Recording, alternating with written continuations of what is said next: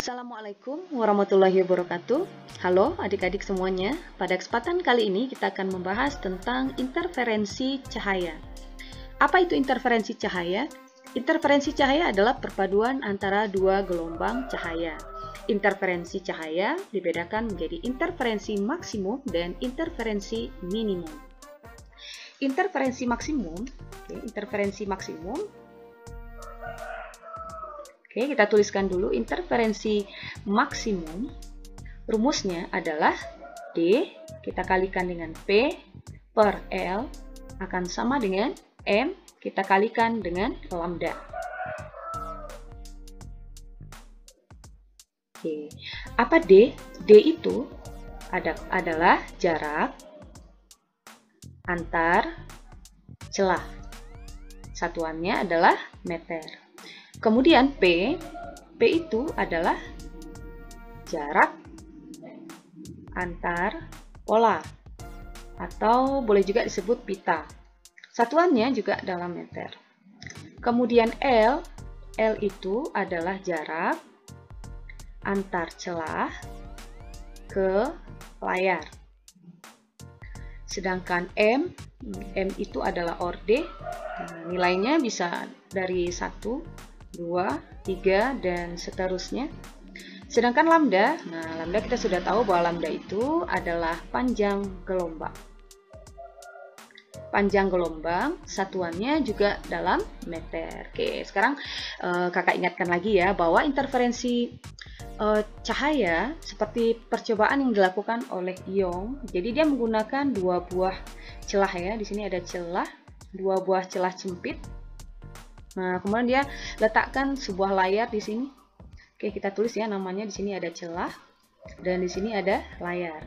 Oke. Nah, di sini ada celah pertama, ada celah kedua. Antara celah satu dan celah kedua ini memiliki jarak. Nah, inilah kita sebut sebagai D. Ya, jarak antar celah. Sedangkan jarak celah ke layar, celah ke layar ini juga punya jarak yang kita simbolkan dengan L. Nah, jika antara dua celah ini itu kita berikan cahaya, kita anggap di sini ada sebuah senter ya. Anggap ini senter. Senter ini cahaya senter nanti akan masuk melalui celah sempit ini. Nah, akan masuk, kemudian cahaya akan diteruskan seperti ini sehingga pada layar itu akan terbentuk yang namanya pita. Nah, pita atau pola yang kita sebut sebagai pola terang. Nah, ini kita sebut sebagai terang pusat. Kemudian pola gelap. Nah, dia akan selang-seling, terang lagi, kemudian gelap lagi, begitu seterusnya. Nah, ini juga di bawahnya juga sama, gelap lagi, kemudian di sini ada terang lagi, di sini pola gelap lagi, dan di sini ada pola terang lagi. Jadi ini kalau terang pusat berarti ini ada terang satu. Oke, kalau ini gelap berarti ini terang lagi. Di sini ada terang kedua. Berarti ini juga, ini gelap satu dan ini ada gelap dua, begitu seterusnya. Nah, antara pita yang satu dengan pita yang kedua itu juga memiliki jarak. Nah, itulah kita sebut sebagai P. Ya, P itu adalah jarak antar pola atau jarak antar pita. Nah, untuk menentukan ordenya, adik-adik harus ingat lagi bahwa jika terang ke terang, itu nilainya adalah 1. Sedangkan kalau terang ke gelap, itu nilainya adalah setengah. Atau kebalikannya gelap ke terang ya, sama aja ya, setengah juga. Kemudian kalau gelap ke gelap, itu nilainya juga 1. Nah, untuk lebih jelasnya, kita perhatikan untuk contoh soalnya. Dua celah sempit terpisah pada jarak. Nah, kalau kita baca dua celah sempit terpisah pada jarak, berarti ini adalah jarak antar celah. Jadi kita tuliskan di sini D. D sama dengan 0,1 mm. Kemudian kita baca lagi, disinari tegak lurus. Garis gelap ketiga, nah lihat ya garis. Nah, sini garis gelap, garis ini maksudnya pita ya atau pola ya. Di bahasanya bisa beda-beda, bisa ada yang nyebutnya pola, ada yang nyebutnya sebagai pita, ada yang nyebutnya sebagai garis, sama saja ya. Garis gelap ketiga terletak 7,5 mm dari garis terang ke 0. Oke, jadi kalau di sini ada, kita tuliskan ya di sini ya. Di sini ada terang ke 0. Nah, misalkan, oke, saya tulis lagi. Misalkan di sini ada terang ke 0. Nah, ini saya tuliskan nih, terang ke 0 itu sama juga dengan terang pusat ya. Jadi terang ke 0 ini artinya adalah terang pusat terhadap garis gelap ketiga. Oke, kita tuliskan. Jadi ini ada terang pusat atau terang ke 0.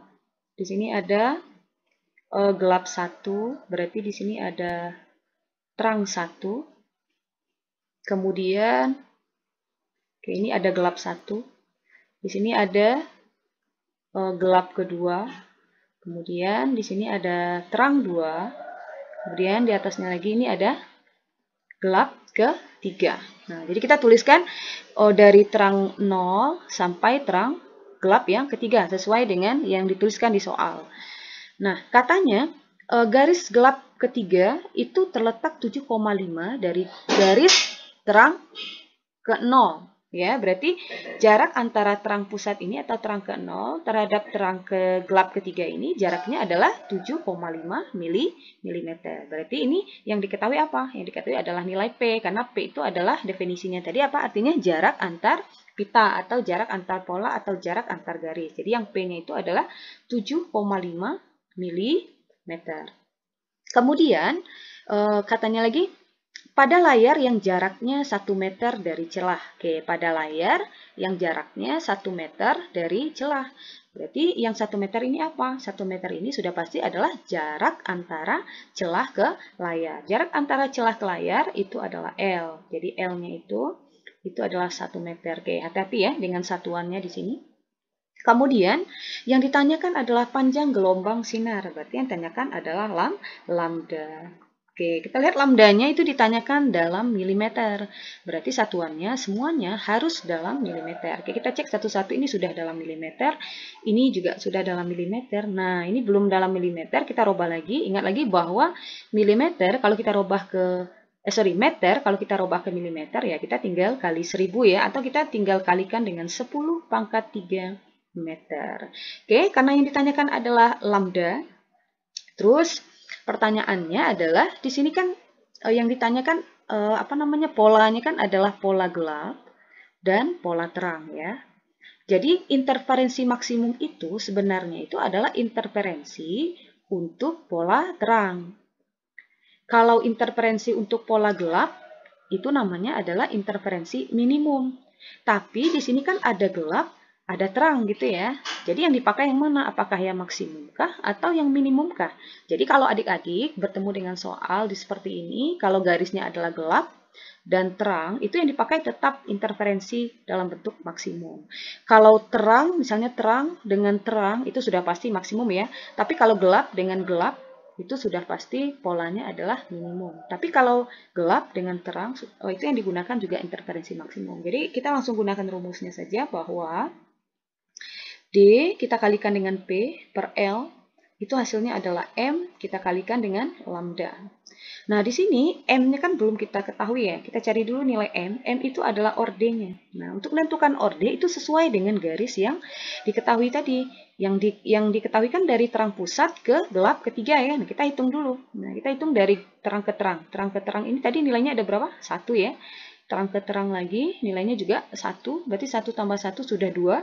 Kemudian nah, ini terang ke gelap itu nilainya adalah setengah. Jadi, 1 tambah 1 tambah setengah, nilainya itu sudah pasti adalah 2,5. Ya, nah ini tinggal kita masukkan. D-nya adalah 0,1. Kemudian P-nya adalah 7,5. L-nya itu adalah 10 pangkat 3. Kemudian M-nya 2,5. Kita kalikan dengan lambda. Oke, ini kita kalikan juga boleh ya, 0,1 kita kalikan dengan 7,5 itu nilainya adalah 0,75 per 10 pangkat 3 kan sama dengan 2,5 kali lambda. Oke, kita pindah ke sini. Oke, ini tinggal kita kali silang aja. 0,75 akan sama dengan 2,5 kali 10 pangkat 3 lambda, atau boleh juga 2,5 kali 10 pangkat 3 lambda akan sama dengan 0,75. Maka lambda saja akan sama dengan 0,75 kita bagi dengan 2,5 kali 10 pangkat 3. Oke, ini kita sederhanakan dulu. 0,75 ini bisa kita ganti jadi 75 kali 10 pangkat min 2. Oke, dibagi dengan 2,5 ini kita ganti jadi 25 dikali 10 pangkat min 2. Nah, 75 kalau kita bagi 25 hasilnya adalah 3. 10 pangkat min 2 kita kali 10 pangkat min 2, pangkatnya kita ini bukan negatif ya, positif ya. Oke. Jadi min 2 kita 10 pangkat min 2 kita bagi dengan 10 pangkat 2, pangkatnya tinggal kita kurangkan, min 2 dikurang 2 itu hasilnya adalah min 4. Jadi jawabannya adalah 3 3 kali 10 pangkat min 4 mm. Jadi jawaban yang benar adalah yang D.